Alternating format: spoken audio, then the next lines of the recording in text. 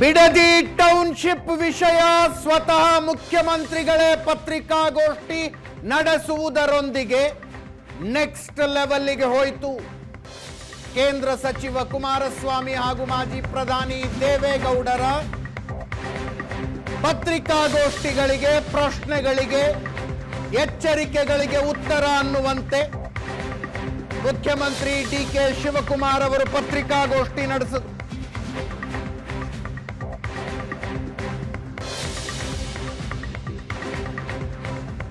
ಇದು ನನ್ನ ಕನಸಿನ ಯೋಜನೆ ಅಂತ ನಾನು ಎಲ್ಲಿಯೂ ಹೇಳಿಲ್ಲ. ಕುಮಾರಸ್ವಾಮಿ ಯಡಿಯೂರಪ್ಪರ ಯೋಜನೆ ಮುಂದುವರಿಸ್ತಾ ಇದ್ದೀನಿ. ಬಲವಂತವಾಗಿ ರೈತರ ಜಮೀನು ತೆಗೆದುಕೊಳ್ಳೋ ಅವಶ್ಯಕತೆ ಇಲ್ಲ ಅಂತ.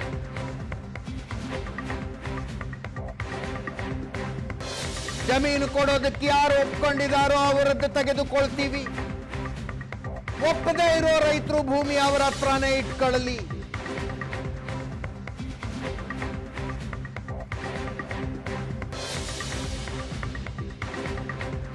ಒಂದು ಕಮಿಟಿ ರಚನೆಯಾಗುತ್ತಂತೆ. 2-3 ತಿಂಗಳಲ್ಲಿ ಒಂದು ಕಮಿಟಿ ರಿಪೋರ್ಟ್ ಕೊಟ್ಟ ನಂತರ ಚರ್ಚೆ ಮಾಡಿ ನಿರ್ಧಾರ. ಯಾವತ್ತೂ ಕೂಡ ನಾನು ನನ್ನ ಕನಸಿನ ಯೋಜನೆ ಈ ಬಿಡದಿ ಟೌನ್ಶಿಪ್ ಅಂತ ನಾನು ಹೇಳೇ ಇಲ್ಲ. ನಾನು ಇದಕ್ಕೆ ಫೌಂಡೇಶನ್ ಹಾಕಿಲ್ಲ. ಏನು ನಮ್ಮ ಹಿರಿಯರು, ರೈತ ಬಂಧು ಹೋರಾಟಗಾರರು, ಅವರು ಏನು ಈ ರಾಜ್ಯಕ್ಕೆ ಮಾರ್ಗದರ್ಶನ ಕೊಟ್ಟರು, ಆ ಮಾರ್ಗದರ್ಶನದಲ್ಲಿ ಮುನ್ನುಡಿಯ ಬರೆಯುವಂಥ ಕೆಲಸ ಮಾತ್ರ ನಾನು ಮಾಡ್ತಾ ಇದ್ದೀನಿ. ಇಂಡಸ್ಟ್ರೀಸ್ ಮಿನಿಸ್ಟರ್, ಇದು ನನ್ನ ಕನಸಿನ ಯೋಜನೆ ಅಲ್ಲ, ನನ್ನ ಯೋಜನೆ ಅಲ್ಲ. ಇದು ನನ್ನ ಯೋಜನೆ ಅವಶ್ಯಕತೆಯೂ ಇಲ್ಲ, ನಂದು ಅನ್ಸ್ಕೊಳ್ಳೋಕೆ ಅವಶ್ಯಕತೆಯೂ ಇಲ್ಲ. ನಾನು ಇದಕ್ಕೆ ಪಿತಾಮಹ ಆಗಲಿಕ್ಕೂ ಇಷ್ಟ ಇಲ್ಲ. 15 ದಿನದಲ್ಲಿ ಅಗ್ರಿಮೆಂಟ್ ಮಾಡ್ಕೋಬೇಕು ಅಂಥೇಳಿ ಮಾಡಿದ್ದಾರೆ. ಇದು ನಾನು ಮಾಡೋಣ ಈ ರಿಯಲ್ ಎಸ್ಟೇಟ್ ದಂಧೆ? ಅಣ್ಣ, ಅಪ್ಪಾಜಿ, ನಾನು ನಿಮ್ಮ ಸಕ್ಸಸ್ಸರ್. ನೀವೇನು ತೀರ್ಮಾನ ಮಾಡಿದ್ದೀರಿ, ನಿಮ್ಮ ತೀರ್ಮಾನಕ್ಕೆ ನಾನು ಬದ್ಧನಾಗಿದ್ದೇನೆ. ನಿಮ್ಮ ಆದೇಶನ ಪಾಲನೆ ಮಾಡ್ತಾ ಇದ್ದೇನೆ. ನಿಮ್ಮ ಸಿಗ್ನೇಚರ್ಗೆ ನಾನು ಗೌರವ ಕೊಡ್ತಾ ಇದ್ದೇನೆ. ಇಲ್ಲಿ ಒಳ್ಳೇದಾಗಬೇಕು ಅಂತೇಳಿ ಜನ ಆಶೀರ್ವಾದ ಮಾಡಿ ಏನು ನೀವು ಆಲೋಚನೆ ಮಾಡಿದ್ರಿ ಅದನ್ನು ಮುಂದುವರಿಸ್ತಾ ಇದ್ದೇನೆ. ಯಾರು ಬೇಕಾದ್ರೂ ಹಣ ತೆಗೆದುಕೊಂಡು ಹೋಗಲಿ, ನಾನು ಬಲವಂತ ಮಾಡೋದಿಲ್ಲ. ಅವ್ರ ಭೂಮಿ ಅವ್ರು ಇಟ್ಕೊಳ್ಳಿ. ಮುಂಚಿತವಾಗಿ ನಾನು ರೈತಗಳ ಹತ್ರ, ಅಧಿಕಾರಿಗಳ ಹತ್ರ ಕರೆದು ಮೀಟಿಂಗ್ ಮಾಡಿದ್ದೀನಿ. ಅವ್ರು ಘೋಷಣೆ ಮಾಡಿದ್ದೀನಿ 2 ರಿಂದ 2.5-3 ಕೋಟಿ ರೂಪಾಯಿವರೆಗೂ ಕೊಡಬೇಕು ಅಂತ ರಿಕ್ವೆಸ್ಟ್ ಮಾಡ್ಕೊಂಡು ಆಗಲಿ ಅಂತ ಹೇಳಿದ್ದೀನಿ. ಯಾರು ಬೇಕೋ ಅವ್ರು ತೆಗೆದುಕೊಂಡು ಹೋಗಲಿ, ಯಾರು ಬೇಡ ಬಲವಂತ ಏನಿಲ್ಲ. ಅವ್ರ ಭೂಮಿ ಅವ್ರು ಇಟ್ಕೊಳ್ಳಿ ಸ್ವಯಂ ಇಚ್ಛೆಯಿಂದ. ಯಾರ ಆಸ್ತಿ ಕೂಡ ನಾವು ಬಲವಂತವಾಗಿ ನಾನು ತೆಗೆದುಕೊಳ್ಳುವಂಥ ಅವಶ್ಯಕತೆ ಇಲ್ಲ. ಅವರು ನೆಮ್ಮದಿಯಾಗಿರ್ಬೋದು. ಯಾರು ದಣು ತೆಗೆದುಕೋಬೇಕಾಗಿಲ್ಲ, ಯಾವ ಸ್ಟ್ರೈಕು ಬೇಡ. ಒಡೆಯದಾರೆ ಬೇಕಾದ ಬಂದು ನನಗೆ ಹೊಡೀರಿ, ಏನು ತೊಂದರೆ ಇಲ್ಲ. ನಾನು ಇದಕ್ಕೆ ಒಂದು ಸಣ್ಣ ಸಮಿತಿಯನ್ನು ರಚನೆ ಮಾಡ್ತೀನಿ. ಒಂದು 2-3 ತಿಂಗಳಲ್ಲಿ ಶಾಸಕರು ಮಾಡಬೇಕು ಅನ್ನೋದನ್ನು ನಾನು ನನ್ನ ಸಂಪುಟದ ಸಭೆಯಲ್ಲಿ ಮುಂದಕ್ಕೆ ಚರ್ಚೆ ಮಾಡಿಬಿಟ್ಟು ನಾನು ತೀರ್ಮಾನವನ್ನು ಮಾಡ್ತೀನಿ. ಮಾಗಡಿ ಶಾಸಕ ಬಾಲಕೃಷ್ಣ ಅವರು ನಮ್ಮ ಜೊತೆಗೆ ನೇರ ಸಂಪರ್ಕದಲ್ಲಿದ್ದಾರೆ. ಬಾಲಕೃಷ್ಣ ಅವರೇ, ಒಂದು ಕಡೆ ಫೈನಲ್ ನೋಟಿಫಿಕೇಶನ್ ಹೊರಟಿದೆ, ಇನ್ನೊಂದು ಕಡೆ ಒಂದು ಕಮಿಟಿ ಮಾಡ್ತೀವಿ 2-3 ತಿಂಗಳಲ್ಲಿ, ಕಮಿಟಿಯ ನಿರ್ಧಾರದ ಮೇಲೆ ತೀರ್ಮಾನ ತಗೊಳ್ತೀವಿ ಅಂತಾರೆ. ಮುಖ್ಯಮಂತ್ರಿಗಳ ಒಂದು ಹೆಜ್ಜೆ ಮುಂದೆ ಇಟ್ರ, ಒಂದು ಹೆಜ್ಜೆ ಹಿಂದೆ ಇಟ್ರ? ಕನ್ಫ್ಯೂಷನ್ ಆಗ್ತಾ ಇದೆ ಸ್ವಲ್ಪ. ಸರ್, ಏನಿಲ್ಲ, ಕಮಿಟಿ ಮಾಡ್ತಾ ಇರ್ತಕ್ಕಂಥ ಉದ್ದೇಶ ಏನಂದ್ರೆ, ಯಾರು ನೀವು ಹೇಳಿದ್ದೀರಾ ಎಷ್ಟು % ಅಂತೇಳಿ ನೀವು ಅನೌನ್ಸ್ ಮಾಡಬೇಕು ಅಂತೇಳಿ. ಹೌದು, ಅದೆಲ್ಲ ಸಾಧಕ ಬಾಧಕ ಚರ್ಚೆ ಮಾಡಲಿಕ್ಕೆ ಒಂದು ಕಮಿಟಿ ಮಾಡಿ, ಮತ್ತೆ ರೈತರು ನಮ್ಮ ಅಹವಾಲನ್ನ ಕೇಳಲಿಲ್ಲ ಅಂತ, ಯಾವ ರೈತರು ಬೇರೆ ಬೇರೆ ವಿಚಾರಗಳಲ್ಲಿ ನಾವು ಬಿಡೋದಿಲ್ಲ ಅನ್ನೋ ರೈತರ ಬಗ್ಗೆ ಅವ್ರಾಗಲೇ ಮುಖ್ಯಮಂತ್ರಿಗಳು ಪ್ರಶ್ನೆ ಕೊಟ್ಟಿದ್ದಾರೆ. ನಾವು ಯಾವುದೇ ಕಾರಣಕ್ಕೆ ಅವ್ರ ಜಮೀನ್ ಹತ್ರ ನಾವು ಹೋಗೋದಿಲ್ಲ, ನಾವು ಅವ್ರ ಜಮೀನು ತಗೊಳ್ಳೋದಿಲ್ಲ ಅಂತಕ್ಕಂಥದ್ದನ್ನು ಏನಿದೆ ರೆಡ್ ಝೋನಲ್ಲಿ ಏನಿದೆ ಆ ರೆಡ್ ಝೋನೇ ಕಂಟಿನ್ಯೂ ಆಗ್ತದೆ ಅದು. ಬಟ್ ಯಾರು ಕೊಡ್ತಾರೆ ಅವ್ರಿಗೆ ಮಾತ್ರ ನಾವು ಪರಿಹಾರ ಕೊಡ್ತಕ್ಕಂಥದ್ದು, ಆ ಜಾಗನ ನಾವು ತೆಗೆದುಕೊಳ್ತಕ್ಕಂಥ ಕೆಲಸವನ್ನು ಮಾಡ್ತೀವಿ ಅಂತೇಳಿ. ಅದರಲ್ಲಿ ಕೆಲವು ಸಾಧಕ ಬಾಧಕ ಇರ್ತಾವಲ್ಲ, ಅದಕ್ಕೊಂದು ಕಮಿಟಿ ಮಾಡಿ ಅಧಿಕಾರಿಗಳು, ಯಾಕಂದರೆ ಯಾರು ನಮ್ಮನ್ನು ಮುಖ್ಯಮಂತ್ರಿ ಕರೀಲಿಲ್ಲ, ಶಾಸಕರು ಕರೀಲಿಲ್ಲ ಅಂತೇಳಿ ರೈತರುಗಳೇನು ಗಲಾಟೆ ಮಾಡ್ತಾ ಇದ್ದಾರಲ್ಲ, ಹೋರಾಟ ಮಾಡ್ತಾ ಇದ್ದಾರಲ್ಲ, ಅವರು ಆ ಕಮಿಟಿ ಮುಂದೆ ಹೋಗಿ ಅವರ ಅಭಿಪ್ರಾಯಗಳನ್ನ ತಿಳಿಸೋದಕ್ಕೆ ಒಂದು ಅವಕಾಶ ಮಾಡಿಕೊಡ್ತಾರೆ. ನಂತರ ಬಂದು ಒಂದು ರಿಪೋರ್ಟ್ ಕೊಡ್ತಾರೆ ಅದ್ರ ಬಗ್ಗೆ. ಬಟ್ ನಾವು ಯಾವುದೇ ಬಲವಂತವಾಗಿ ಕೊಡಲ್ಲ ಅನ್ನೋ ರೈತರದ್ದು ಬಲವಂತವಾಗಿ ವಶಪಡಿಸ್ಕೊಳ್ಳೋದಿಲ್ಲ ನಾವು. ಸರ್, ಹಂಗೆ ಮಾಡಿದ್ರೆ ಲೇಔಟ್ ಹೆಂಗಾಗುತ್ತೆ ಸರ್? ಒಂದೇ ಗ್ರಾಮ ಪಂಚಾಯತಿಲಿ ಯಾರೋ ಮಧ್ಯದಲ್ಲಿ ಒಂದು 5 ಎಕರೆ ಕೊಡಲ್ಲ ಅಂತಾರೆ, ಅಕ್ಕಪಕ್ಕದಲ್ಲಿ 2 ಎಕರೆ ಕೊಡ್ತೀನಿ ಅಂತಾರೆ. ಸರ್ ಈಗ ಟೌನ್ಶಿಪ್ ಮಾಡೋಕ್ಕಾಗತ್ತಾ ಹಂಗೆ? ಅಲ್ಲಲ್ಲ ಈಗ ಸರ್ ಒಂದು ನಾವು ಹೇಳೋದೇನಂದ್ರೆ ಮೆಜಾರಿಟಿ ರೈತರು ಒಪ್ಕೊಂಡಿದ್ದಾರೆ ಸರ್. ಆದರೆ ಇಲ್ಲಿ ಸುಮ್ಮನೆ ಗೊಂದಲ ಕ್ರಿಯೇಟ್ ಮಾಡ್ತಾ ಇರೋದ್ರಿಂದ ಅದೊಂದು ಸತ್ಯ ಶೋಧನೆ ಆಗಲಿ ಬಿಡಿ ಸರ್. ಅದು ಈಗ ನಾವು ಸಂಪೂರ್ಣವಾಗಿ ಕೊಡ್ತೀವೋ ಇಲ್ವೋ ಅನ್ನೋದ್ರ ಬಗ್ಗೆ ಇನ್ನೊಂದು ತಿಂಗಳು 2 ತಿಂಗಳಲ್ಲಿ ನಾವು ಇವಾಗ ಫೈನಲ್ ನೋಟಿಫಿಕೇಶನ್ ಆಗಿದೆ ಎಲ್ಲ. ಈಗ ನೋಟಿಫಿಕೇಶನ್ ಎಷ್ಟು ಜನ ನಮಗೆ ಒಪ್ಪಿಗೆ ಕೊಡ್ತಾರೆ ಅನ್ನೋದ್ರ ಮೇಲೆ ತೀರ್ಮಾನ ಆಗ್ತದೆ ಸರ್. ಅದು ಈಗ ಫೈನಲ್ ನೋಟಿಫಿಕೇಶನ್ ಆಗಿರುವ ಗ್ರಾಮಗಳಿದಾವಲ್ಲ ಸರ್, ಇದರಲ್ಲಿ ಎಷ್ಟು % ರೈತರು ಒಪ್ಕೊಳ್ತಾರೆ ಅಂತ ತಮ್ಮ ಅನಿಸಿಕೆ? 90% ಒಪ್ಕೊಂಡಿದ್ದಾರೆ ಸರ್. ನಿಮಗೆ ಆಧಾರ ಸಮೇತ ಕೊಡ್ತೀವಿ ನಾವು. 4 ಗ್ರಾಮಗಳಿಗೆ ಫೈನಲ್ ನೋಟಿಫಿಕೇಶನ್ ಆಗಿದ್ದಿದ್ದು. ಬಿಡದಿಯ ಬನ್ನಿಗಿರಿ, 3 ಗ್ರಾಮಗಳಿಗೆ, ಗೊಲ್ಲರಪಾಳ್ಯ, ಹೊಸೂರು. ಅಲ್ಲ ಈಗ ಆಗಿರೋದು ಈಗ ಇವತ್ತಾಗಿರೋದು ಹೇಳ್ತಾ ಇದ್ದೀನಿ. ಮಂಡ್ಲಳ್ಳಿ, ಒಡ್ರಳ್ಳಿ ಇವತ್ತಾಗಿರೋದು 4. ಇದು ಇನ್ ಮುಂದೆ ಗೊತ್ತಾಗುತ್ತೆ ಎಷ್ಟು ಜನ ಕೊಡ್ತಾರೆ ನಮಗೆ ಕೊಡಿ ಅಂತ ಹೇಳಿದ್ದು, ಹಣ ಕೊಡಿ ಅಂತೇಳಿ ಅಥವಾ ಜಾಗ ಕೊಡಿ ಅಂತೇಳಿ ಎಷ್ಟು ಜನ ಕೊಡ್ತಾರೆ ಅಂತೇಳಿ ಇನ್ ಮುಂದೆ ಅದು ಗೊತ್ತಾಗ್ತದೆ. ಈ ಹಿಂದೆ ಆಗಿದ್ದ 3 ಗ್ರಾಮದಲ್ಲೂ ಕೂಡ 90% ಒಪ್ಕೊಂಡಿದ್ದಾರೆ. ನಿಮಗೆ ಮಾಹಿತಿ ಕೊಡ್ತೀವಿ ಅದ್ರ ಬಗ್ಗೆ. ಈಗ ಸಮಿತಿ ರಚನೆ ಮಾಡಿರೋದು ದೇವೇಗೌಡರು ಬಂದು ಗಾಂಧಿ ಪ್ರತಿಮೆ ಮುಂದೆ ಸತ್ಯಾಗ್ರಹಕ್ಕೆಲ್ಲ ಕೂತ್ಕೊಳ್ಳೋದನ್ನು ತಡೆಯೋ ಉದ್ದೇಶದಿಂದ ಸಮಿತಿ ರಚನೆ ಆಗಿದೆ. ಇನ್ನೂ ರಿಪೋರ್ಟ್ ಕೊಡ್ಲಿರಿ ಅಂತ ಮುಂದಾಕದಪ್ಪ ದೇವೇಗೌಡರ ಪಾಸಿಬಲ್ ಪ್ರತಿಭಟನೆಯನ್ನ, ಸತ್ಯಾಗ್ರಹವನ್ನ ಅಂತ. ಹೌದಾ? ಇಲ್ಲ, ಆ ವಿಚಾರಕ್ಕಲ್ಲ, ಇಲ್ಲ ಸಲ್ಲದ ಗೊಂದಲ ಉಂಟು ಮಾಡ್ತಾ ಇದಾರಲ್ಲ, ಯಾವ ರೈತರು ಒಪ್ಪಿಲ್ಲ, ರೈತರು ಗಲಾಟೆ ಮಾಡ್ತಾವ್ರೆ ಅಂತ ಅದ್ರ ಬಗ್ಗೆ ಮಾಹಿತಿಯನ್ನ ಕಲೆಕ್ಟ್ ಮಾಡ್ಲಿಕ್ಕೆ ಸಮಿತಿ ರಚನೆ ಮಾಡಿರೋದು. ದೇವೇಗೌಡರು ಪಾಪ ಅವರು ಧರಣಿ ಮಾಡ್ತಾರೆ, ಇನ್ನೊಂದು ಮಾಡ್ತಾರೆ ಅಂತ ಉದ್ದೇಶ ಅಲ್ಲ. ಅವ್ರು ಬೇಕಾದ್ರೂ ಮಾಡ್ಬೋದು, ಅದ್ರ ಬಗ್ಗೆ ನಮ್ಮ ತಕರಾರು ಕೂಡ ಇಲ್ಲ. ಆದ್ರೆ ನಮ್ಮ ಅಲ್ಲಿ ಏನ್ ನಡೀತಾ ಇದೆ ಸತ್ಯತೆ ಬಗ್ಗೆ ತೀರ್ಪು ಕೊಡ್ಲಿ ಅಂತ ಹೇಳಿ ಸಮಿತಿ ಮಾಡಿರ್ತಕ್ಕಂಥದ್ದು. ಮತ್ತೆ ಕುಮಾರಸ್ವಾಮಿ ಅವರು ಪ್ರೆಸ್ ಮೀಟ್ ನಲ್ಲಿ ಸ್ಪಷ್ಟವಾಗಿ ಹೇಳಿದ್ರಲ್ಲ ಸರ್, ಅಧಿವೇಶನದಲ್ಲೇ ಅನೌನ್ಸ್ ಮಾಡಿಬಿಟ್ಟಿದ್ದೀನಿ, ನಾವು ಈ ಯೋಜನೆ ಕೈ ಬಿಡ್ತಾ ಇದ್ದೀವಿ ಅಂತ ಅಧಿವೇಶನದಲ್ಲಿ ಅನೌನ್ಸ್ ಮಾಡಿಬಿಟ್ಟಿದ್ದೀನಿ. ಮತ್ತಾಕೆ ನನ್ನ ತಲೆ ಕಟ್ತೀರಿ ಇದನ್ನು, ಕುಮಾರಸ್ವಾಮಿ ಅವರ ಯೋಜನೆ ಮುಂದುವರಿಸ್ತಾ ಇದ್ದೀವಿ ಅಂತ ಕೇಳ್ತಾರೋ ಸರ್. ಆಯ್ತು, ಇವರು 2006ರಲ್ಲಿ ಮೀಟಿಂಗ್ ಮಾಡ್ದಂಗೆ 2018 ನಾನು 14 ತಿಂಗಳಲ್ಲಿ ನಾನು ಏನು ಮಾಡ್ಲಿಲ್ಲ ಅಂತಾರಲ್ಲ, 14 ತಿಂಗಳು ಅವಕಾಶ ಸಿಕ್ತಾಗ 14 ಅದೇ ತರ ಮೀಟಿಂಗ್ ಮಾಡಿ ನಾನು ಇದನ್ನ ಡ್ರಾಪ್ ಮಾಡಿದ್ದೀನಪ್ಪ. ಹಿಂದೆ ಸದಾನಂದ ಗೌಡರು 4 ಡ್ರಾಪ್ ಮಾಡಿದ್ರು, ಈ ಬಿಡದಿ ಒಂದು ಉಳಿಸ್ಬಿಟ್ಟು ಹೋಗಿದ್ರು. ನಾನು ಈ ಭಾಗದ ಮಣ್ಣಿನ ಮಗ, ನಾನು ಡ್ರಾಪ್ ಮಾಡಿದ್ದೀನಪ್ಪ ಅಂತೇಳಿ ಪ್ರಾಮಾಣಿಕವಾಗಿ ಅವತ್ತು ಡ್ರಾಪ್ ಮಾಡಿಬಿಟ್ಟಿದ್ರೆ ಒಂದು ಮೀಟಿಂಗ್ ಮಾಡಿ ಇಷ್ಟು ಚರ್ಚೆಗೆ ಬರ್ತಿರ್ಲಿವಲ್ಲ ಸರ್ ಇದು. ಅಲ್ಲ, ಅದಕ್ಕೆ ಸಂಬಂಧಿಸಿದ ಯಾವ ಬೆಳವಣಿಗೆ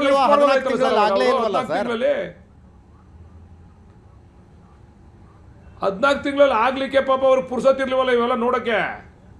ಅವ್ರ ಹತ್ರ ಹೋಗಿ ರೈತರು ಕೇಳ್ಕೊಂಡವ್ರಲ್ಲ ಸರ್, ಅವ್ರ ಹತ್ರನೂ ಹೋಗವ್ರೆ, ದೇವೇಗೌಡ್ರ ಹತ್ರ ಹೋಗವ್ರೆ. ನಿಮ್ಮ ಮಗನಿಗೆ ಹೇಳಿ ದಯಮಾಡಿ ಇದನ್ನ ಬಿಡಿಸಿ ಅಂತ. ದೇವೇಗೌಡರು ಅವತ್ತು ರಿಯಾಕ್ಟ್ ಮಾಡಿಲ್ಲ ರೈತರುಗಳಿಗೆ.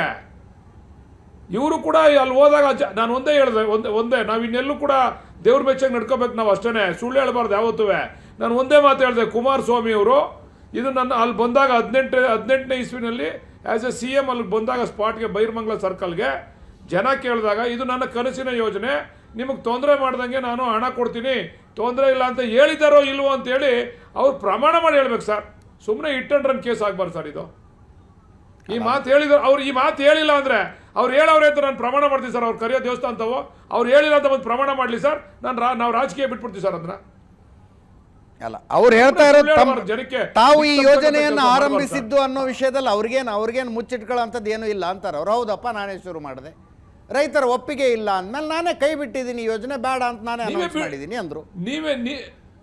ಎಲ್ಲಿ ಸರ್ ಆಯ್ತು, ಯೋಜನೆ ಶುರು ಮಾಡ್ಲಿಕ್ಕೆ ಮೀಟಿಂಗ್ ಮಾಡ್ದಂಗೆ ನೀವು ಆಸ್ ಎ CM ಬಿಡ್ಲಿಕ್ಕೂ ಒಂದು ಮೀಟಿಂಗ್ ಮಾಡಿ ಬಿಡ್ಬೋದಾಗಿತ್ತಲ್ಲ, ಅದು ಅಧಿಕೃತ ಆಗ್ತಿತ್ತಲ್ಲ ಅವಾಗ.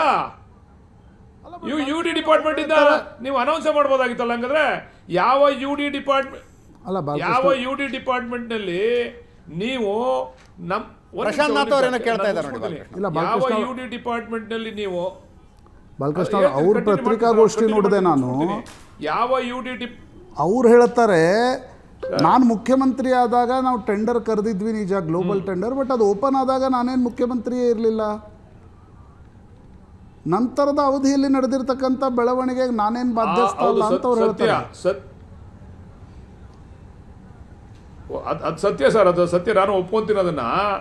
ಅವರು ಆ ಜಾಗತಿಕ ಟೆಂಡರ್ ಫೈನಲ್ ಆಗಿ ಆದೇಶ ಆಗ್ಬೇಕಾದ್ರೆ ಅವ್ರು ಇರಲಿಲ್ಲ. ಕಾರಣ ಯಾಕಂದ್ರೆ ಇವ್ರಿಗೆ ಯಡಿಯೂರಪ್ಪನವ್ರು ಕೈ ಕೊಟ್ಟರು, ಸಹಕಾರ ಹೋಯ್ತು, ಅವಾಗ ಗವರ್ನರ್ ರೂಲ್ ಇತ್ತು, ಅಧಿಕಾರಿಗಳೇ ಆ ರಾಷ್ಟ್ರಪತಿ ಆಳ್ವಿಕೆ ಇದ್ದಾಗಲೇ ಅಧಿಕಾರಿಗಳು ಅವ್ರಿಗೆ ಆದೇಶ ಕೊಟ್ಟರು, ಯಾರಿಗೆ? DLFನವ್ರಿಗೆ. ಹೌದು. ಅದೇ ಪುನಃ ಚುನಾವಣೆ ಆದ್ಮೇಲೆ ಯಡಿಯೂರಪ್ಪನವ್ರು ಬರ್ತಾರೆ. ಯಡಿಯೂರಪ್ಪನವ್ರು ಮುಖ್ಯಮಂತ್ರಿ ಆದಾಗ DLFನವರು ಇಲ್ಲ ನಮ್ಮ ಕೈಲಿ ಮಾಡ್ಲಿಕ್ಕೆ ಆಗಲ್ಲ ಈ ಯೋಜನೆನ, ನಮ್ಮ ದುಡ್ಡು ವಾಪಸ್ ಕೊಡಿ ಅಂತ ಕೇಳಿದ್ರು. ಯಡಿಯೂರಪ್ಪನವರು ಅದು ದುಡ್ಡನ್ನ ವಾಪಸ್ ಕೊಟ್ಟರು ಅವ್ರಿಗೆ. ಅದಾದ್ಮೇಲೂ ಕೂಡ ಮತ್ತೊಮ್ಮೆ ಜಾಗತಿಕ ಟೆಂಡರ್ ಕರೀತಾರೆ ಯಡಿಯೂರಪ್ಪನವರು. ತಾವು ನೋಡ್ಬೋದು ಅದನ್ನ, ಅದೈತೆ ದಾಖಲೆ ಐತೆ, ದಾಖಲೆ ಕೊಡ್ತೀನಿ ನಾನು ತಮಗೆ. ಅವಾಗಲೇ ಡ್ರಾಪ್ ಮಾಡ್ಬೋದಾಗಿತ್ತು ಯಡಿಯೂರಪ್ಪನವ್ರಿಗೂ ನಿಜವಾಗ್ಲೂ ಆ ಕಮಿಟ್ಮೆಂಟ್ ಇದ್ದಿದ್ರೆ. ಅದೆಲ್ಲ ಒಂದು ಭಾಗ. ಅದಾದ್ಮೇಲೆ ನಮ್ಮ ಸರ್ಕಾರ ಬರ್ತದೆ 2013ರಲ್ಲಿ, ಸಿದ್ದರಾಮಯ್ಯನವ್ರ ಸರ್ಕಾರ. ನಮ್ದು ಏನು ಕೂಡ ಆ ವಿಚಾರದಲ್ಲಿ ಏನು ಕೂಡ ಚರ್ಚೆಗಳಾಗಲ್ಲ. ಇದೇ ನಮ್ಮ ನಾಯಕರೇನೆ ಇವತ್ತು CM ಅವರೇನೆ ಉಸ್ತುವಾರಿ ಸಚಿವರಾಗಿರ್ತಾರೆ. ಆ ಸಂದರ್ಭದಲ್ಲಿ ಆವಾಗಲೇ ಮಾಡ್ಬೋದಾಗಿತ್ತಲ್ಲ, ಮಾಡಬೇಕು ಅಂತಕ್ಕಂಥ ಮನ್ಸಿದ್ದಿದ್ರೆ ಅದಾಯ್ತು. 2018ಕ್ಕೆ ಮತ್ತೆ ಸಮ್ಮಿಶ್ರ ಸರ್ಕಾರ. ಇದೇ ಕುಮಾರಸ್ವಾಮಿ ಅವರೇ ನಮ್ಮ ಸಹಕಾರದೊಂದಿಗೆ ಮುಖ್ಯಮಂತ್ರಿ. ಅವತ್ತು ಇದೇ ಥರ ಮೀಟಿಂಗ್ ಮಾಡಿ 2006ರಲ್ಲಿ ಮೀಟಿಂಗ್ ಮಾಡ್ದಂಗೆ ಒಂದು ಮೀಟಿಂಗ್ ಮಾಡಿ 1 ರೆಸೊಲ್ಯೂಷನ್ ನಾನೇ ಮಾಡಿದ್ದೆ. ಹಿಂದೆ ಇದನ್ನು ಡ್ರಾಪ್ ಮಾಡಿದ್ದೀನಿ, ರೆಡ್ ಝೋನಿಂದ ಬಿಡುಗಡೆ ಮಾಡಿದ್ದೀನಿ, ರೈತರು ಯಾವ ಆತಂಕನೂ ಪಡಬೇಕಾಗಿಲ್ಲ ಅಂತೇಳಿ ಒಂದು ಆದೇಶ ಮಾಡಿಬಿಟ್ಟಿದ್ರೆ ಇವತ್ತು ಇಷ್ಟು ಚರ್ಚೆ ಮಾಡೋ ಅವಶ್ಯಕತೆನೇ ಇರಲಿಲ್ಲ. ಅಲ್ಲ, ಬಟ್ ಬಾಲಕೃಷ್ಣ ಅವರೇ, ನನಗೂ ಒಂದು ಪ್ರಶ್ನೆ. ಈಗ 2013ರಿಂದ 2018ರವರೆಗೆ ನೀವು ಯಾವುದೇ ತರಾತುರು ಇರಲಿಲ್ಲ. ಅಲ್ಲೂ DK ಶಿವಕುಮಾರ್ ಮಂತ್ರಿಯಾಗಿದ್ದರು. DK ಶಿವಕುಮಾರ್ ಅದೇ ಜಿಲ್ಲೆಯಿಂದ ಬರ್ತಾರೆ. 23ರ ನಂತರ ಈ ತರಾತುರಿ ಯಾಕೆ? ಅದು ಒಂದು ಪ್ರಶ್ನೆ ಇದೆ ಸಾರ್ವಜನಿಕ ವಲಯ. ಅದು ಇಷ್ಟು ವಿರೋಧ ಅಂದ್ರೆ ಪಬ್ಲಿಕ್ ಪರ್ಸೆಪ್ಷನ್ ವಿರುದ್ಧ ಇದೆ ಅಂತ ಇಷ್ಟು ಖಚಿತವಾಗಿ ಗೊತ್ತಾಗ್ತಾ ಇರುವ ನಂತರವೂ ನಿಮ್ಮ ಪ್ರಶ್ನೆಗೆ ಉತ್ತರ ಇಲ್ಲ ನಿಮ್ಮ ಪ್ರಶ್ನೆಗೆ ಉತ್ತರ ಕೊಡ್ತೀನಿ ಸರ್. 23 ನಾವು ಅಧಿಕಾರಕ್ಕೆ ಬಂದ ತಕ್ಷಣನೇ ಮಾಡಲಿಲ್ಲ ಇದನ್ನ. 25ರವರೆಗೂ ಕೂಡ ಅನೇಕ ರೈತರುಗಳು ಬಂದು ನಮ್ಮ ಹತ್ರ ಚರ್ಚೆ ಮಾಡಿದ್ದಾರೆ. ಇಲ್ಲ ಇದು ಮಾಡಬೇಕು, ನೀವು ಇದು ಮಾಡಿ ಯೋಜನೆನ ಮುಗಿಸಿ, ಇದರಿಂದ ಅನುಕೂಲ ಆಗ್ತದೆ ಅಂತೇಳಿ ಅನೇಕ ರೈತರುಗಳು ಬಂದು ಚರ್ಚೆ ಮಾಡಿದ್ಮೇಲೆ 24ರ ನಂತರ ನಾವು ಈ ಯೋಜನೆಗೆ ಚಾಲನೆ ಕೊಟ್ಟಿದ್ದು. ನಾವು ಅದೇ ಥರ ಮಾಡಬೇಕು ಅಂತಿದ್ರೆ, ರಿಯಲ್ ಎಸ್ಟೇಟ್ ಮಾಡಬೇಕು ಅಂತಿದ್ರೆ ನಮ್ಮ ಸರ್ಕಾರ 23ಕ್ಕೆ ಬತ್ತಿದಂಗೆ ನಾವು ಶುರು ಮಾಡಿಬಿಡ್ತಿದ್ದೋ. ರೈತರುಗಳು ಒಪ್ಪಿಗೆ ಕೊಟ್ಟು ಮಾಡಲೇಬೇಕು ಅಂತ ಬಹು ರೈತರುಗಳು ಬಂದು ಒತ್ತಡ ಹಾಕಿದ್ಕೆ ನಾವು ಮಾಡಿದ್ದೀವಿ. ಈಗ ನಿಮಗೆ ಉದಾಹರಣೆ ಕೊಟ್ಟಿದ್ದೀನಿ. 3 ಹಳ್ಳಿಯಲ್ಲಿ ಏನು ನೋಟಿಫಿಕೇಶನ್ ಆಯ್ತು, ಫೈನಲ್ ನೋಟಿಫಿಕೇಶನ್, ಅಲ್ಲಿ ಸಂಪೂರ್ಣವಾಗಿ ರೈತರುಗಳೆಲ್ಲ ಕೂಡ ದುಡ್ಡು ತಗೊಂಡವ್ರೆ. JMC ಮಾಡಿ ಅಂತ ಲೆಟರ್ ಕೊಟ್ಟವ್ರು ನಮಗೆ. ಆ JMC ಮಾಡೋಕ್ಕೆ ಹೋಗಿದ್ದಕ್ಕೆ ಗಲಾಟೆ ಆಗಿರೋದಲ್ಲಿ. ಅಲ್ಲ, ಬಟ್ ಇನ್ನೊಂದು, ಈಗ ನೋಡಿ, ಈಗ ನೀವು ನೋಟಿಫಿಕೇಷನ್ನ ನೀವು ಕೂಡಾದಲ್ಲಿ ನೋಟಿಫಿಕೇಷನ್ ತೆಗೆದಿದ್ದೀರಿ. ಅದರಲ್ಲೇನು 80% ರೈತರ ಕನ್ಸೆಂಟ್ ಇಲ್ಲ, ಗ್ರಾಮ ಸಭೆ ಇಲ್ಲ, ಎನ್ವಿರಾನ್ಮೆಂಟ್ ಇಂಪ್ಯಾಕ್ಟ್ ಅಸೆಸ್ಮೆಂಟ್ ಇಲ್ಲ. ನೀವು ನೇರವಾಗಿ ಕ್ಯಾಬಿನೆಟ್ಟಲ್ಲಿ ಇಟ್ರಿ, ಕೂಡಾದಲ್ಲಿ ನೋಟಿಫಿಕೇಷನ್ ಮಾಡಿದ್ದೀರಿ. ರೈತರ ಕನ್ಸೆನ್ಸಸ್ಸನ್ನೇ ತೆಗೆದುಕೊಳ್ಳೋದಿದ್ರೆ ಅದಕ್ಕೇನೆ ನಾವು 2013ರ ಮನಮೋಹನ್ ಸಿಂಗ್ ಅವ್ರದ್ದು ಆ್ಯಕ್ಟ್ ಇತ್ತಲ್ಲ, ಅದರಲ್ಲೇ ಹೋಗ್ಬೋದಿತ್ತು. ನಿಮ್ಮದೇ ಪಾರ್ಟಿ ಕೇಂದ್ರ ಸರ್ಕಾರ ಇದ್ದಾಗ ತಂದಿರ್ತಕ್ಕಂಥ ಆ್ಯಕ್ಟ್ ಇದೆ ಸರ್. ಈಗ ನೀವು ಹೇಳಿದ ಸತ್ಯ ಇದೆ. ನಾನು ಮೊನ್ನೆ ನಿಮ್ಮ ಚಾನಲಲ್ಲೇ ಡಿಸ್ಕಷನ್ಗೆ ಬಂದಾಗ ಎಷ್ಟು ಜನ ರೈತರುಗಳು ನಾವು ಕರೆದಿದ್ದೋ, ಅವ್ರಿಗೆ ನೋಟಿಸ್ ಕೊಟ್ಟಿದ್ದೋ, ಎಷ್ಟು ಜನ ರೈತರು ಅದರಲ್ಲಿ ಭಾಗವಹಿಸಿದ್ರು, ಎಷ್ಟು ಜನ ಬೇಡ ಅಂತ ಅಂದರು, ಎಷ್ಟು ಜನ ಒಪ್ಪಿಗೆ, ಅದೆಲ್ಲ ಕೂಡ ದಾಖಲಾತಿ ಇದೆ ಸರ್, ಕೊಡ್ತೀವಿ ನಿಮಗೆ. ಜಿಲ್ಲಾಧಿಕಾರಿಗಳ ಕಚೇರಿನಲ್ಲಿ ಎಲ್ಲ ರೈತರುಗಳಿಗೂ ಕೂಡ ಯಾರು ಒಪ್ಪಿಗೆ ಇಲ್ಲ, ನೀವು ಬಂದು ನಮ್ಮ ಹತ್ರ ಚರ್ಚೆ ಮಾಡ್ಬೋದು. ಅದ್ರ ಬಗ್ಗೆ ನನಗೆ ಸಂಪೂರ್ಣ ಮಾಹಿತಿ ಇಲ್ಲ ಸರ್. ಐ ಡೋಂಟ್ ನೋ ಕೂಡ ಆ್ಯಕ್ಟ್, ಅದ್ರ ಬಗ್ಗೆ ನನ್ನ ಮಾಹಿತಿ ಇಲ್ಲ, ನಾನು ಮಾತಾಡೋದು ತಪ್ಪಾಗ್ತದೆ. ಈಗ ನೀವು ಪದೇ ಹೇಳ್ತಿದ್ದೀರಿಲ್ಲ, ಯಾರಿಗೆ ಇಂಟ್ರೆಸ್ಟ್ ಇಲ್ಲ ಬಿಟ್ಟು ಏನು ಮಾಡ್ತೀರ ಅವ್ರಿಗೆ? ಈಗ 10 ಎಕರೆ ಇದೆಪ್ಪ, ನಾನು ಹಾಗೆ ಹೇಳ್ತೀನಿ. 8 ಎಕರೆ ನೀವು ಅಕ್ವೈರ್ ಮಾಡ್ತೀರಿ, 2 ಎಕರೆ ಅವ್ನು ಬೇಡ ಅಂತಾರೆ. ಅವಾಗ ಏನು ಮಾಡ್ತೀರಿ? ಕೋರ್ಟಲ್ಲಿ ಹಣ ಜಮಾ ಮಾಡ್ತೀರಾ? ಏನು ಮಾಡ್ತೀರ ಅವ್ರಿಗೆ? ಸರ್ ಇಲ್ಲ, ಅದಕ್ಕೆ ಈಗ ಒಂದು ಕಮಿಟಿ ಮಾಡಿದ್ದಾರೆ.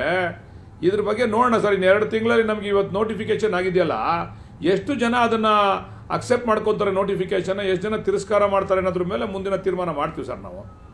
ಈಗ ನೋಟಿಫಿಕೇಶನ್ ಅರ್ಥ ಏನು? ಈ 4 ಹಳ್ಳಿಗಳೇನು ಈಗ ನೀವು ಅಜಿತ್ ಹನುಮಂತನವ್ರಿಗೆ ಹೇಳ್ತಾ ಇದ್ರಿ, ಆ 4 ಹಳ್ಳಿಗಳಲ್ಲಿ ನಾಳೆಯಿಂದ ಶುರು ಆಗುತ್ತಾ? ರೈತರು ಬಂದರೆ ಅವ್ರಿಗೆ ಹಣವನ್ನು ಕೊಡೋ ಪ್ರಕ್ರಿಯೆ ಶುರು ಆಗುತ್ತಾ? ಅಲ್ಲ, ಅವ್ರು ಎಷ್ಟು ಜನ ನಮಗೆ ಲೆಟರ್ ಕೊಡ್ತಾರೆ, ಅಕ್ಸೆಪ್ಟೆನ್ಸ್ ಲೆಟರ್ ಅಂತ ನೋಡ್ತೀವಿ, ಅದನ್ನು ಆಮೇಲೆ ಅದು ತೀರ್ಮಾನ ಮಾಡ್ತೀವಿ. ಬಟ್ ಇದು ಓವರಾಲ್ ಈ ಸಮಿತಿ ಮೇಲ್ನೋಟಕ್ಕೆ ನೋಡಿದರೆ ದೇವೇಗೌಡರು ಗಾಂಧಿ ಪ್ರತಿಮೆ ಎದುರು ಬರೋದನ್ನು ತಡೆಯುವ ಉದ್ದೇಶ ಆ ಸಮಿತಿ ರಚನೆಯಲ್ಲಿ ಇದ್ದಂಗಿದೆ. ಯಾಕಂದರೆ ನೀವು ನೋಟಿಫಿಕೇಷನೂ ಮಾಡ್ತಿದ್ದೀರಿ, ಸಮಿತಿ ರಚನೆನೂ ಮಾಡ್ತಿದ್ದೀರಿ. ಅದು ಎರಡೂ ಹೆಂಗೆ ಏಕಕಾಲಕ್ಕೆ ನಡೆಯುತ್ತೆ ಬಾಲಕೃಷ್ಣ ಅವರೇ? ಸರ್ ನೋಟಿಫಿಕೇಶನ್ ಈಗಾಗಲೇ ಮೊನ್ನೆ ಗೆಜೆಟ್ ಆಗಿಬಿಟ್ಟಿದೆ ಸರ್. ಅದು ಈಗ ದೇವೇಗೌಡರು ಇರ್ಬೋದು, ದಿಕ್ ತಪ್ಪಿಸ್ತಕ್ಕಂಥ ಕೆಲಸವನ್ನು ಕುಮಾರಸ್ವಾಮಿ ಅವರು ಏನು ಮಾಡ್ತಾ ಇದ್ದಾರೆ, ಅದ್ರ ಬಗ್ಗೆ ಜನಗಳಲ್ಲೂ ಕೂಡ ಗೊಂದಲ ಇದೆ. ಅದ್ರ ಬಗ್ಗೆ ತೀರ್ಮಾನ ಮಾಡಲಿ ಅಂತೇಳಿ ಈ ಕಮಿಟಿ ಮಾಡ್ತಾ ಇರ್ತಕ್ಕಂಥದ್ದು ಸರ್. ಅಲ್ರಿ ಬಾಲಕೃಷ್ಣ ಅವ್ರು ಅದೇ ಪ್ರಶ್ನೆ ನಾನು ಕೇಳಿದೆ. ನೀವು ಒಂದು ಕಡೆ ನೋಟಿಫಿಕೇಷನು ಮಾಡಿದ್ರಿ, ಅದರ ಅರ್ಥ ಏನು? ನಾಳೆಯಿಂದ ಎಕ್ಸೆಪ್ಟೆನ್ಸ್ ಲೆಟರ್ ಶುರು ಮಾಡ್ತೀರಿ. ಈಗ ಅದಕ್ಕೆ ಕಂಪೆನ್ಸೇಷನ್ ಏನು, ಜನರ ಗ್ರೀವಿಯನ್ಸಸ್ ಏನು ಅನ್ನೋದನ್ನು ಸಮಿತಿ ನೋಡುತ್ತೆ. ಮತ್ತು ಒಂದು ಕಡೆ ನೋಟಿಫಿಕೇಷನ್ ಮಾಡಿದ್ರಿ ಅಂತಂದರೆ ಆ್ಯಕ್ಟಿವಿಟಿ ಸ್ಟಾರ್ಟ್ ಅಂತ ಅರ್ಥ. ಸಮಿತಿಯ ಹಾಗಿದ್ರೆ ಔಚಿತ್ಯ ಏನು, ಸಮಿತಿಯ ರಿಲೆವೆನ್ಸ್ ಏನು? ಸರಿ, ಅದು ಪೊಲಿಟಿಕಲ್ಲ. ಅಂದರೆ ಅದೀಗ ಶಾಸಕರ ನೇತೃತ್ವದಲ್ಲಿ ಮಾಡ್ತೀನ, ನಿವೃತ್ತ ನ್ಯಾಯಾಧೀಶರ ನೇತೃತ್ವದಲ್ಲಿ ಮಾಡ್ತೀನ ನೋಡ್ತೀನಿ ಅಂತ ಮುಖ್ಯಮಂತ್ರಿ ಹೇಳಿದರು. ಅಂದರೆ ದೇವೇಗೌಡರು ವಿಧಾನಸೌಧಕ್ಕೆ ಬಂದು ಪ್ರತಿಭಟನೆ ಕೂತ್ರೆ ಅನಗತ್ಯ ಗೊಂದಲವನ್ನು ತಪ್ಪಿಸ್ಲಿಕ್ಕೆ ಸಮಿತಿ ಅಂತ ಅರ್ಥನ ಪೊಲಿಟಿಕಲಿ ಕೇಳ್ತಾ ಇದ್ದೀನಿ. ಇಲ್ಲ ಸರ್, ಆ ರೀತಿ ಇಲ್ಲ. ಈಗ ಗೊಂದಲ ಈಗಾಗಲೇ ಶುರು ಆಗ್ಬಿಟ್ಟಿದೆ. ಗೊಂದಲ ಈಗಾಗಲೇ ಪ್ರಾರಂಭ, ಕುಮಾರಸ್ವಾಮಿ ಅವರೇ ಗೊಂದಲ ಪ್ರಾರಂಭ ಮಾಡಿದ್ದಾರೆ. ಬಟ್ ಆ ಸಮಿತಿ ಅದು ಯಾವ ರೀತಿ ಮಾಡ್ತಾರೆ ಅಂತೇಳಿ ಇವತ್ತು ಅನೌನ್ಸ್ ಮಾಡಿದ್ದಾರೆ ಮುಖ್ಯಮಂತ್ರಿಗಳು. ನೋಡೋಣ ಯಾವ ರೀತಿ ಮಾಡ್ತಾರೆ, ಅದ್ರ ಬಗ್ಗೆ ಅದಕ್ಕೇನು ಕಾರ್ಯವೈಖರಿ ಏನು ಆ ಸಮಿತಿದು ಅಂತಕ್ಕಂಥದ್ದು ಸಂಪೂರ್ಣ ಮಾಹಿತಿ ನನ್ನ ಹತ್ರನೂ ಇಲ್ಲ. ಅದು ತಿಳ್ಕೊಂಡ ನಂತರ ನಾನು ಮಾತಾಡ್ತೀನಿ ಸರ್, ಅವ್ರು ಯಾವ ಕಮಿಟಿ ಮಾಡ್ತಾ ಇದ್ದಾರೆ ಅಂತೇಳಿ. ಈಗ ನಾವು ಗೊಂದಲ ಈಗಾಗಲೇ ಸೃಷ್ಟಿಯಾಗಿದೆ. ನಾವು ಯಾರನ್ನೂ ಕೂಡ ನೀವು ಧರಣಿ ಕೂತ್ಕೋಬೇಡಿ, ಇನ್ನೊಂದು ಮಾಡಬೇಡಿ ಅಂತ ಹೇಳಲಿಕ್ಕೆ ನಮಗೂ ಕೂಡ ಆಗೋದಿಲ್ಲ. ಅದರಿಂದ ಅದು ಚರ್ಚೆ ಆಗ್ತದೆ. ಆದರೆ ಕಮಿಟಿ ಏನಕ್ಕೋಸ್ಕರ ಮಾಡಿದ್ದಾರೆ ಅಂತೇಳಿ ಇನ್ನು ಆ ರೂಲ್ಸ್ನ ಯಾವ ಥರ ಫ್ರೇಮ್ ಮಾಡ್ತಾರೆ, ಆ ಸಾಧಕ ಬಾಧಕ ಏನು ಅದರಿಂದ ಅಂತಕ್ಕಂಥದ್ದನ್ನು ನೋಡೋಣ ಸರ್, ಯಾವ ರೀತಿ ಕಮಿಟಿ ಮಾಡ್ತಾರೆ ಅಂತೇಳಿ ಮುಖ್ಯಮಂತ್ರಿಗಳು. ಬಾಲಕೃಷ್ಣ ಅವರೇ, ದಿಲ್ಲಿಯಲ್ಲಿ ನಿಮ್ಮ ಹಳೆಯ ಮಿತ್ರರು ಕುತ್ಕೊಂಡು ಹೇಳಿದ್ರು ನಿಮ್ಮ ಹೊಸ ಮಿತ್ರರ ಮುಖದಲ್ಲಿ ಪಾಪ ಪ್ರಜ್ಞೆ ಕಾಡ್ತಾ ಇತ್ತು ಅಂತ. ಏನು ಅದ್ರ ಬಗ್ಗೆ ನಿಮ್ದು ರಿಯಾಕ್ಷನ್ನು? ಇಬ್ಬರು ಮಿತ್ರರೇ ನಿಮ್ಮದು ಸರ್. ಅವ್ರಿಗೆ ಸರ್ ಈಗ ಅದೇನೋ ಕಾಮದ ಕಣ್ಣವ್ರಿಗೆ ಕಾಣೋದೆಲ್ಲ ಹಳದಿ ಅನ್ನಂಗೆ ಕುಮಾರಸ್ವಾಮಿಗೆ ನಮ್ಮನ್ನು ನೋಡಿದ್ರೆ ಹಂಗೆ ಕಾಣಿಸ್ತದೆ ಸರ್. ನಮ್ಮನ್ನು ನೋಡಿದ್ರೆ ಪಾಪದ ಪ್ರಜ್ಞೆ ಕಾಣಿಸ್ತದೆ ಸರ್. ಇದಕ್ಕೆ ನಮ್ಮ ಹತ್ರ ಉತ್ತರ ಇಲ್ಲ ಸರ್. ಯಾಕೆ ಈ ಪ್ರಶ್ನೆ ಹೇಳ್ತೀನಿ ನಾನು ನಿಮಗೆ ಅಂದರೆ, DK ಶಿವಕುಮಾರ ಮುಖ್ಯಮಂತ್ರಿ ಆಗೋವರೆಗೂ ಫೈನಲ್ ನೋಟಿಫಿಕೇಶನ್ ಆಗಿ 1 ವರ್ಷ ಅಲ್ಲ, ಪ್ರಿಲಿಮಿನರಿ ನೋಟಿಫಿಕೇಶನ್ 1 ವರ್ಷ ಆಯ್ತಲ್ವ ಸರ್. ಪ್ರಿಲಿಮಿನರಿ ನೋಟಿಫಿಕೇಶನ್ ಆದಮೇಲೆ ಫೈನಲ್ ನೋಟಿಫಿಕೇಶನ್ ಆಗ್ತದೆ ಅಂತಕ್ಕಂಥ ಮಿನಿಮಮ್ ಪರಿಜ್ಞಾನ ಕುಮಾರಸ್ವಾಮಿ ಅವ್ರಿಗಿಲ್ವ ಸರ್? ಕೇಂದ್ರ ಮಂತ್ರಿಯಾಗಿ, ಒಬ್ಬರು ಮಾಜಿ ಮುಖ್ಯಮಂತ್ರಿ ಆಗಿ ಅವತ್ತಿಂದ ಇವತ್ತವರೆಗೂ ಬೀದಿಗೆ ಬರದೇ ಇರೋರು ಇವ್ರು ಮುಖ್ಯಮಂತ್ರಿ ಆದಮೇಲೆ ಎಲ್ಲ ಇಡೀ ಕುಟುಂಬ ಬೀದಿಗೆ ಬರ್ತೀನಿ, ಧರಣಿ ಮಾಡ್ತೀನಿ ಅಂತಂದರೆ ಇದು ಯಾವ ಪಾಪ ಪ್ರಜ್ಞೆ ಯಾರಿಗೆ ಕಾಣಿಸ್ತಾ ಸರ್ ಇದು? ಅಲ್ಲ, ಬಟ್ ಬಾಲಕೃಷ್ಣರ ಇನ್ನೊಂದು ಪ್ರಶ್ನೆಯೂ ಕೂಡ ಇದೆ. ಅವರು ಬರೀ ಪ್ರಾಜೆಕ್ಟ್ ನೋಟಿಫಿಕೇಶನ್ ಮಾಡಿದ್ರು ಯಾವಾಗ 2006 ಅವಾಗ ನೀವು ಅವ್ರ ಜೊತೆಗಿದ್ರಿ. ಉಳಿದವರು ಯಾರು ಲ್ಯಾಂಡ್ ನೋಟಿಫಿಕೇಶನ್ ಮಾಡಿರಲಿಲ್ಲ. ಲ್ಯಾಂಡ್ ನೋಟಿಫಿಕೇಶನ್ ಅದು DMRDAಯಲ್ಲಿತ್ತು, ಅದನ್ನು ತೆಗೆದುಕೊಂಡು ಗ್ರೇಟರ್ ಬೆಂಗಳೂರು ಅಥಾರಿಟಿ ಅಂತ ಮಾಡಿ ಅದರ ಲ್ಯಾಂಡ್ ನೋಟಿಫಿಕೇಶನ್ ಮಾಡಿದ್ದು ನೀವೇ. ನಿಮ್ಮದೇ ಸರ್ಕಾರ ಇರೋದು. DK ಶಿವಕುಮಾರ್ ಅವರು ಉಪಮುಖ್ಯಮಂತ್ರಿ ಆದಮೇಲೆ ನೀವೇ ಗಟ್ಟಿಯಾಗಿ ಹೌದಪ್ಪ ನಾವು ಪ್ರಾಜೆಕ್ಟ್ ಮಾಡ್ತಿದ್ದೀವಿ, ಅಭಿವೃದ್ಧಿ ಮಾಡ್ತಿದ್ದೀವಿ ಅಂತ ಹೇಳಲಿಕ್ಕೆ ತಯಾರಿಲ್ಲ ಸರ್. ನಾವು ಹೇಳಿದ್ದೀವಿ ಅವಾಗ ಕುಮಾರಸ್ವಾಮಿ ಅವ್ರ ಜೊತೆ ಇದ್ದಾಗಲೂ ಕೂಡ ನಾನು ಅಸೆಂಬ್ಲಿಲಿ ಹೇಳಿದ್ದೀನಿ ಸರ್, ನಾನು ಅದ್ರ ಪರ ಇದ್ದೀನಿ ಮಾಡಿ ಅಂತಕ್ಕಂಥ ಮಾತನ್ನೇ ಹೇಳಿದ್ದೀನಿ ನಾನು. ಆಮೇಲೆ ಒಂದು ಸರ್, ನೀವು ಹೇಳಿದ್ರಿ ಈಗ ಲ್ಯಾಂಡ್ ನೋಟಿಫಿಕೇಶನ್ ಆಗಿಲ್ಲ ಅಂತ, ಜಾಗತಿಕ ಟೆಂಡರ್ ಕರೆದಿರೋದು ಯಾರು ಸರ್? ಅದು ಕುಮಾರಸ್ವಾಮಿನೇ ಅಲ್ವಾ? DLF ಅವ್ರದ್ರ ದುಡ್ಡು ಕಟ್ಸ್ಕೊಂಡಿರೋದು ಯಾರು ಸರ್? ಕುಮಾರಸ್ವಾಮಿನೇ ಅಲ್ವಾ? ಅಂದರೆ ಲ್ಯಾಂಡ್ ಇಲ್ಲದೇ ಸುಮ್ಮನೆ ನೋಟಿಫಿಕೇಶನ್ ಏನು ಜಾಗತಿಕ ಟೆಂಡರ್ ಕರೀತಾರೆ ಸರ್? ಹಂಗಾದ್ರೆ ಜಾಗತಿಕ ಟೆಂಡರ್ ಹಂಗಾರೆ ಯಾವ್ದಕ್ಕೋಸ್ಕರ ಕರೆದ್ರು? ಕುಮಾರಸ್ವಾಮಿ ಅವರು ಉತ್ತರ ಕೊಡ್ಬೇಕಲ್ಲ ಹಂಗಾರೆ. ಬಟ್ ಆದರೆ ನಿಮ್ಮ ಕೈಗಾರಿಕಾ ಸಚಿವರು ನಾನು ನೋಡ್ತಾ ಇದ್ದೆ, MB ಪಾಟೀಲ್ ಅವರು ಬೇರೆ ವಿಷಯ ಆಗಿದ್ದರೆ ಅವರು ಒಂದು 10 ಬಾರಿ ಏನಾದರೂ ಮಧ್ಯಪ್ರವೇಶಿಸಿ ಮಾತಾಡ್ತಾರೆ. ಅವ್ರು ಮಾತಾಡ್ತಾ ಇಲ್ಲ. ಪ್ರಿಯಾಂಕ್ ಖರ್ಗೆ ದಿನವೂ ಕೂಡ ಮಾಧ್ಯಮಗಳಿಗೆ ಹೇಳಿಕೆ ಕೊಡ್ತಾರೆ, ಅವರು ನಿಮ್ಮ ಪರವಾಗಿ ನಿಂತು ಮಾತಾಡ್ಲಿಕ್ಕೆ ತಯಾರಿಲ್ಲ.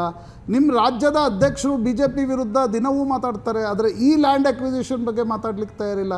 ಒಬ್ಬರು ಬಾಲಕೃಷ್ಣ, ಇನ್ನೊಬ್ಬರು ಸ್ವತಃ ಮುಖ್ಯಮಂತ್ರಿ DK ಶಿವಕುಮಾರ್. ಅಂದ್ರೆ ಟೋಟಲ್ ಯೋಜನೆ ನಿಮ್ಮಿಬ್ಬರಿಗೆ ಬೇಕಾಗಿದೆ ಇದು ಅನ್ನೋ ಹಂಗೆ ಆಗ್ತಾ ಇದೆ ನಿಮ್ಮ ಪಾರ್ಟಿ. ನಿಮ್ಮ ಮಂತ್ರಿಮಂಡಲ, ಶಾಸಕರು ಯಾಕೆ ಯಾರು ಏನೂ ಮಾತಾಡ್ತಾ ಇಲ್ಲ?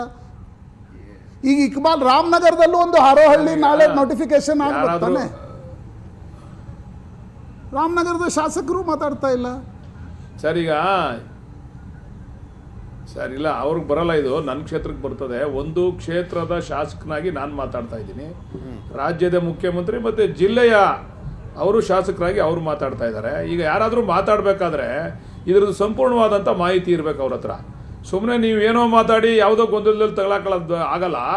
ಅದಕ್ಕೋಸ್ಕರ ಅವ್ರು ಯಾರು ಮಾತಾಡ್ತಾ ಇಲ್ಲ. ಸಂಪೂರ್ಣವಾದ ವಿಷಯ ಗೊತ್ತಿರೋದು ನನಗೆ ಮತ್ತು ಮುಖ್ಯಮಂತ್ರಿಗಳಿಗೆ. ಕುಮಾರಸ್ವಾಮಿ ಅವ್ರ ನಾಟಕ, ಡ್ರಾಮಾ ಕಂಪ್ನಿ ಎಲ್ಲ ಗೊತ್ತಿರೋದು ನಮಗೆ. ನಾವೇ ಹೇಳ್ಬೇಕು, ಅವ್ರಿಗೆಲ್ಲ ಗೊತ್ತಿಲ್ಲ ಪಾಪ, ಅಮಾಯಕರು ಅವರೆಲ್ಲ. ಬಾಕಿಯವ್ರಿಗೆಲ್ಲರಿಗೂ ಇವ್ರ ವಿಚಾರನೇ ಗೊತ್ತಿಲ್ಲ, ಇವ್ರು ಹೇಳಿದ್ದೆ ಸತ್ಯ ಅನ್ಕೊಂಡ್ಬಿಡ್ತಾರೆ ಹೊರಗಡೆ. ಸತ್ಯ ಗೊತ್ತಿರೋದು ಈ 2006ರಿಂದ ಏನೇನು ಆಗ್ತಾ ಇದೆ, ಯಾವ ರೀತಿ ಆಗ್ತಾ ಇದೆ, ಇದರಿಂದ ಯಾರ್ಯಾರ ಪಾತ್ರ ಏನು ಅಂತ ಗೊತ್ತಿರ್ತಕ್ಕಂಥದ್ದು ನನಗೇನೆ. ಅದಕ್ಕೆ ನಾನು ಮಾತಾಡ್ತಾ ಇದ್ದೀನಿ. ಮತ್ತು ಮುಖ್ಯಮಂತ್ರಿಗಳು ನಮ್ಮ ಜಿಲ್ಲೆಯವರು ಅವ್ರು ಮಾತಾಡ್ತಾವ್ರೆ. ಈಗ ಏನು ಮುಂದೆ ಇದು ಇವತ್ತಿನ ಪತ್ರಿಕಾಗೋಷ್ಠಿ ಕೆಲವರಿಗೆ ಅನ್ನಿಸ್ತು ಎಲ್ಲೋ ಎರಡು ಹೆಜ್ಜೆ ಹಿಂದಿಟ್ರ, ನೋಟಿಫಿಕೇಶನ್ ಮಾಡಿದ್ದು ನೋಡಿದ್ರೆ ಅನ್ಸುತ್ತೆ 2 ಹೆಜ್ಜೆ ಮುಂದಿಟ್ರ. ಏನು ಆ್ಯಕ್ಚುಲಿ ಏನು ಹೆಜ್ಜೆ ಇಟ್ರಾ ಇಡ್ಲಿಲ್ವಾ? ದೇವೇಗೌಡರಿಗೆ ಸ್ವಲ್ಪ ಚೆಕ್ಮೇಟ್ ಕೊಟ್ರಾ? ಏನು ಮಾಡಿದ್ರಿ ಇವತ್ತು ನೀವು? ಎಲ್ಲ ಏನಿಲ್ಲ ಸರ್, 2 ತಿಂಗಳು ಕಾಲಾವಕಾಶ ಕೊಡಿ ಸರ್, ಎಲ್ಲ ಗೊತ್ತಾಗ್ತದೆ.